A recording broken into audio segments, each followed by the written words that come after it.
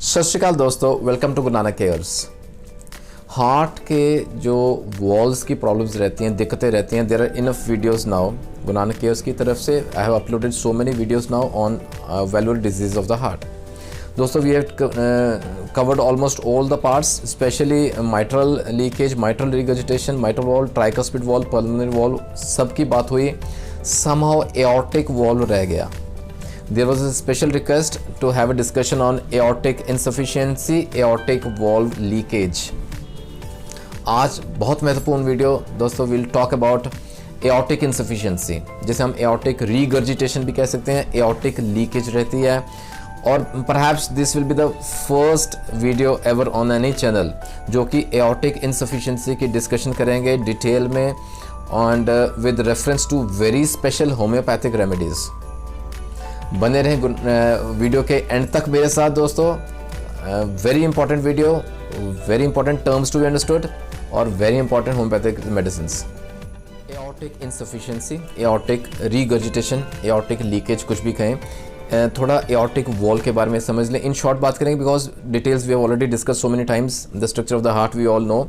ये जो left ventricle रहता है ना, जिसने पंप आउट करना है blood from the heart, the oxygenated blood जो उसमें इकट्ठा हुआ है उसने पंप करना है to all the body parts. ठीक है, वो मेन जो निकासी रहती है ना, that is from the large artery, the main artery, the aorta.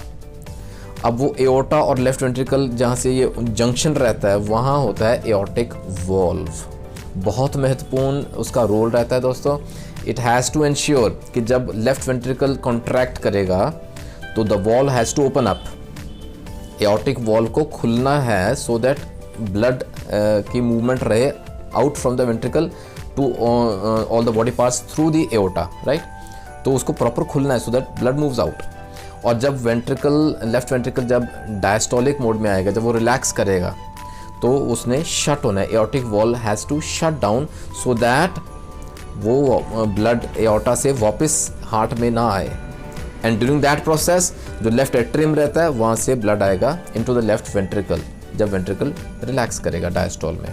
So that is the basic process. The ventricular systole and diastole के साथ जुड़ा हुआ एओर्टिक वॉल की opening and closing. This is the normal case जहाँ aortic valve की function normal रहती है। But due to certain causes, आगे डिस्कस करेंगे, due to certain reasons, at times what happens, the aortic valve does not shut properly. जब left ventricle ने relax करना है, normally the aortic valve has to shut, उसने बंद होना है सो दैट ब्लड वापस एओर्टा से हार्ट में ना आए। लेकिन अगर किसी कारण से वो एओर्टिक वॉल्व प्रॉपर बंद नहीं हो रहा, समटाइम्स इट हैपन्स, जो फ्लैप्स हैं वो ओवरलैप कर जाते हैं, प्रॉपर क्लोज नहीं होते हैं, तो ब्लड की ना लीकेज हो जाती है into the left ventricle. This is called aortic regurgitation. Regurgitation हो रही है, लीकेज हो रही है, वापस आ रहा है blood into the wrong direction, the reverse direction. This is aortic insufficiency, aortic regurgitation, aortic leakage, कुछ भी कहें इन सिंपल टर्म्स। अब एओर्टिक इनसफिशिएंसी हो गई है, एओर्टिक रीगर्जिटेशन लीकेज हो रही है। Now what will happen? अब क्या होगा? जब वेंट्रिकल, लेफ्ट वेंट्रिकल जब रिलैक्सेशन मोड में आएगा, व्हेन इट विल रिलैक्स, है ना, वेंट्रिकुलर डायस्टोल जब होगा, normally what happens, the left atrium से ब्लड आएगा इनटू द लेफ्ट वेंट्रिकल। लेकिन जब लीकेज रह रही है, ये तो आएगा। अब लीकेज की वजह से एओर्टा से वापस लीक कर गया ब्लड लेफ्ट वेंट्रिकल में, वहाँ से भी रिवर्स डायरेक्शन में ब्लड फ्लो होगा। देन लेफ्ट वेंट्रिकल पे लोड बढ़ जाएगा। The heart muscle has to work hard, वो उसको फोर्स ज़्यादा लगानी पड़ेगी to pump out the blood from the aorta in during the next systole, ventricle systole में। ठीक है, heart muscles will have to work harder here, वो weak हो जाएंगे, हाइपरट्रॉफी हो जाएगी, डायलिटेशन हो जाएगी लेफ्ट वेंट्रिकल की। ये सब उसके कॉन्सिक्वेंसेज रहते हैं, which can finally ultimately it will lead to heart failure as well. Okay, heart failure यहाँ याद रखें, it is different from heart attack। पहले भी बात हुई है, the difference should be clear। heart failure में actually the heart fails to work as efficiently as it should in normal cases। उतनी efficiently heart अपना काम नहीं कर पा रहा, that is called heart failure। ठीक है, it will lead to heart failure। Now what will happen? अब जो प्रेशर बढ़ गया है लेफ्ट वेंट्रिकल में, ठीक है, ब्लड एओर्टा से वापस आ रहा है लीकेज की वजह से, एट्रियम से भी आना चाहिए वो भी आ रहा है, तो what will happen, the size बढ़ रहा है लेफ्ट वेंट्रिकल का, उसमें प्रेशर बढ़ रहा है। Now that increase of pressure in the left ventricle, उस वजह से द लेफ्ट एट्रियम में भी प्रेशर बढ़ जाएगा क्योंकि थोड़ा वापस जाना शुरू हो जाएगा blood. The fluid will go back into the atrium, the fluid will go back into atrium से कहाँ से आता था, the oxidated blood was being pumped from the lungs, तो वहाँ प्रेशर बढ़ जाएगा, that will lead to pulmonary edema. All these symptoms collectively called congestive heart failure.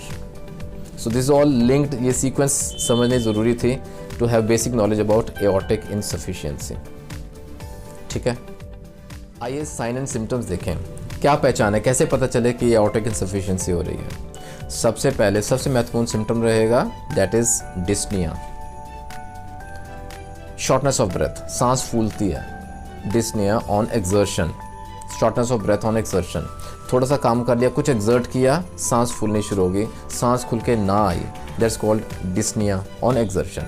Second very important symptom is orthopnoea, no that is shortness of breath when we are lying flat, जब हम exert नहीं कर रहे हैं, जब हम लेटे हुए हैं तब भी सांस फूल रही है, orthopnoea. Third very important symptom is paroxysmal nocturnal dyspnoea. अब ये सीवियर केसेस जैसे बढ़ते जाते हैं ना प्रॉब्लम्स, ये सिम्टम्स बढ़ते जाते हैं, सीवियरिटी बढ़ती जाती है। इसमें क्या रहता है, शॉर्टनेस ऑफ ब्रेथ रहती है, अगेन डिस्निया तो है ही है, लेकिन ड्यूरिंग नाइट टाइम वो एग्रवेट हो जाती है, प्रॉब्लम बढ़ जाती है जब पेशेंट लेटा हुआ है और रात के समय, और साथ में कफ के सिम्टम्स बहुत प्रोनाउंस्ड रहते हैं दोस्तों। पैरोक्सिसिमल नॉक्टर्नल डिस्निया, बहुत सीवियर केस में ऐसे सिम्टम्स रहते हैं। Then very important next symptom is of course palpitations, धड़कन बहुत तेज़ रहती है, सुनाई देती है, इतनी ज़ोर से दिल धड़कता है। Then there is angina, angina pectoris के सिम्टम भी आते हैं, सीवियर चेस्ट पेन जिसे हम सिंपल भाषा में कहें तो, okay. Then cyanosis, actually what happens is in acute cases में ना, एक्यूट एओर्टिक इनसफिशिएंसी में साइनोसिस भी हो सकता है दोस्तों। There is discolouration of the skin, कई जगह ना ब्लूइशनेस दिखती है, ब्लू कलर का कलर आना शुरू हो जाएगा स्किन में, showing that there is oxygen deficiency in the blood, okay. And finally swelling रहती है एंकल्स में, the lower extremities are swelled up, oedema के सिम्टम्स रहते हैं। Of course pulse is higher on higher, pulse rate बढ़ जाती है। These are some of the sign and symptoms in case of aortic insufficiency.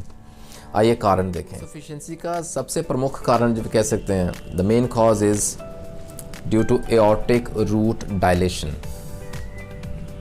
जहाँ से aorta start होती है ना, the beginning right from that junction, वहाँ जो वेसल है वो डायलेट होनी शुरू हो जाएगी। And more than 80% of the cases में, 80% से ज़्यादा केसेस में ये कारण इडियोपैथिक रहता है, नो अननोन कॉज, ठीक है। Aortic root dilation one of the main reasons, the causes of aortic insufficiency. Then दोस्तों secondly there are certain medications जिस वजह से भी ये हो सकता है। देन थर्डली ना सर्टन कंडीशंस, मेडिकल कंडीशंस जैसे मार्फन सिंड्रोम है।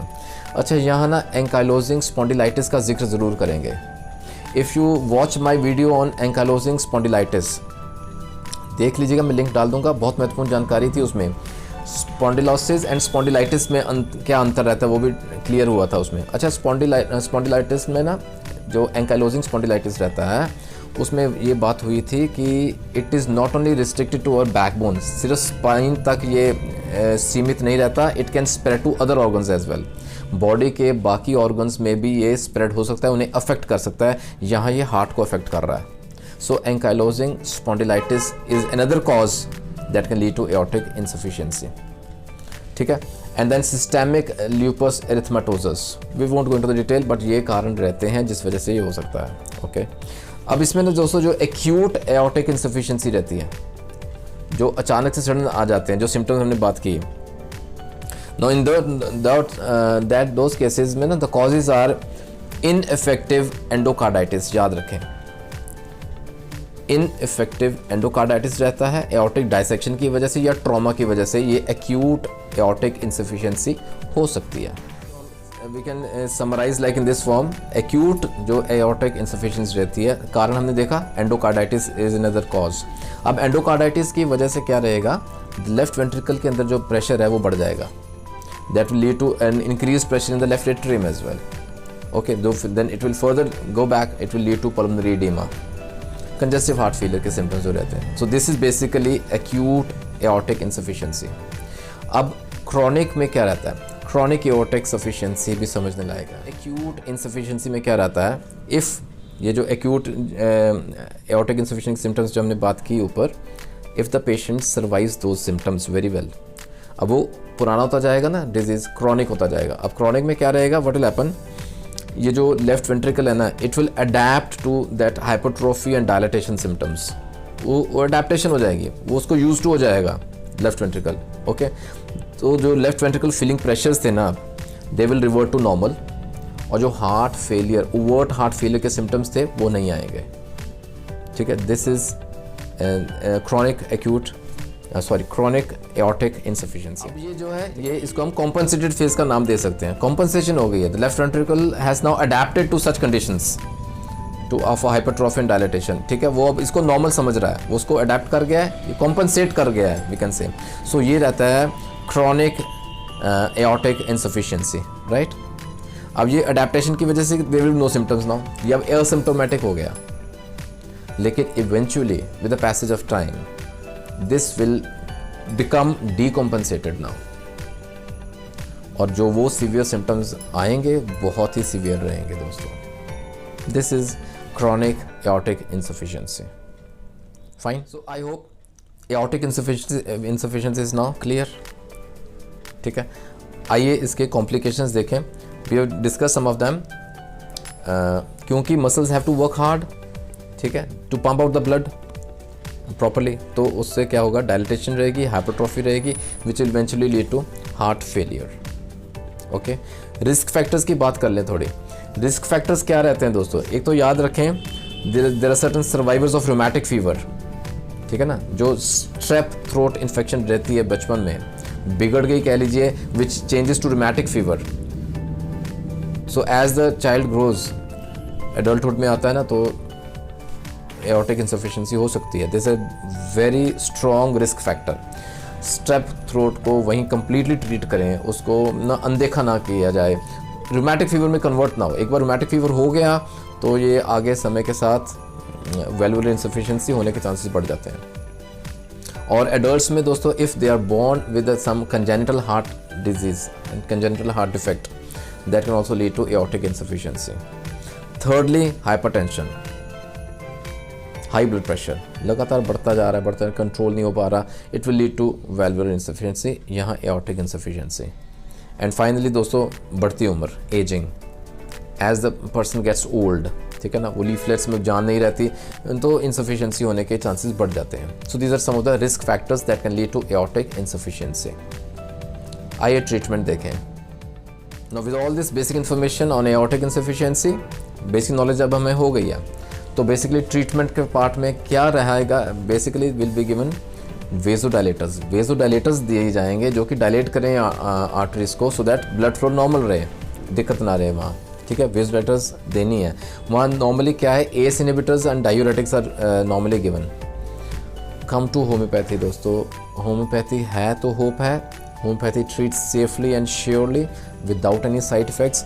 इसका कॉम्बिनेशन का जिक्र पहले वीडियो में, बहुत बेहतरीन दवाएं हैं दोस्तों, जो कि एस इनहिबिटर्स एंड डायूरेटिक्स के बेटर सब्स्टिट्यूट है होम्योपैथी में। I talked about 3 very important medicines to be given together. हम क्रेटेगस क्यू की बात करेंगे यहाँ, क्रेटेगस मदर टिंक्चर, ठीक है। Secondly spigelia, very important, and kalicarb, kalium carbonicum.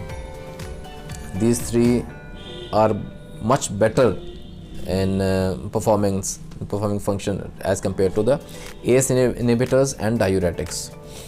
तो यहाँ एओर्टिक इंसफिशिएंसी की अगर दिक्कत है तो ये कॉम्बिनेशन ज़रूर देंगे।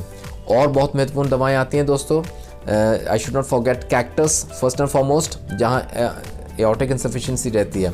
अब आपने ये भी देखा कि एओर्टिक इंसफिशिएंसी में जो एओर्टिक रूट डायलेशन रहती है, राइट, रिमेंबर दैट, एओर्टाइटिस भी हम इसे कहते हैं, डायलिटेशन के साथ ना इन्फ्लेमेशन भी रहेगी, जिसे हम एओर्टाइटिस कहते हैं। So keeping two symptoms in mind as well, aortitis, you should not forget cactus. बहुत महत्वपूर्ण दवा यहाँ ज़रूर देंगे दोस्तों, cactus. Second very important medicine is antimonium arsenicosum, ant ars, बहुत महत्वपूर्ण दवा in case of aortitis, in case of aortic insufficiency we can comfortably give, और स्मॉल पोटेंसी में स्टार्ट करेंगे। And third very important medicine is arsenic iodatum, पहले भी इसका जिक्र हुआ, बहुत महत्वपूर्ण दवा दोस्तों in case of aortic insufficiency, arsenic iod we can say. Again we start with small, 30 potency में स्टार्ट कीजिए, बहुत महत्वपूर्ण दवाएं दोस्तों। Come to homeopathy, the sooner the better. This completes the short talk on aortic insufficiency and the part of homeopathic treatment. दोस्तों अपना ख्याल रखें, इतने सीरियस डिसऑर्डर्स हैं, टाइमली मेडिसिन स्टार्ट कीजिए।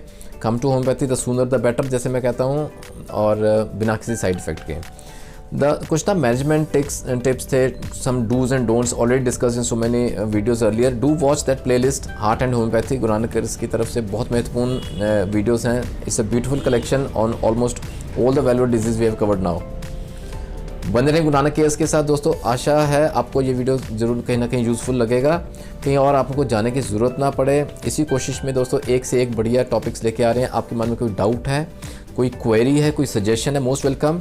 You can mention the comment section, आप मुझे WhatsApp कर सकते हैं। You can also mail me at gunanakcares@gmail.com।